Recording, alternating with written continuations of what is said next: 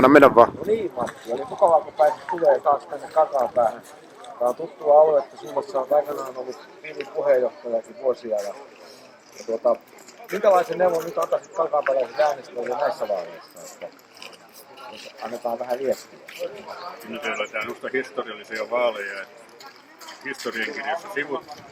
Saranna vai, kun se sote-hommat nyt siirtyy maakuntien tehtäväksi ja valtion rahoittamiseksi, niin sen jälkeen tietysti kunnille jää tietyt tehtävät. Eli elinkeinoelämä ja sivistys on niitä tärkeimpiä. Ja elinkeinoelämällä tuotetaan se, saadaan ne palvelut turvattua ja tärkeintä on näissä vaaleissa erittäin tärkeää, että se lähdetään äänestysprosentti on saatava. Se on se tärkeä sana.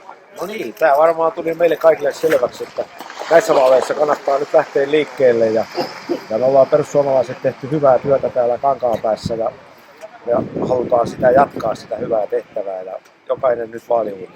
Kiitoksia kovasti. Kiitoksia. No niin, näin.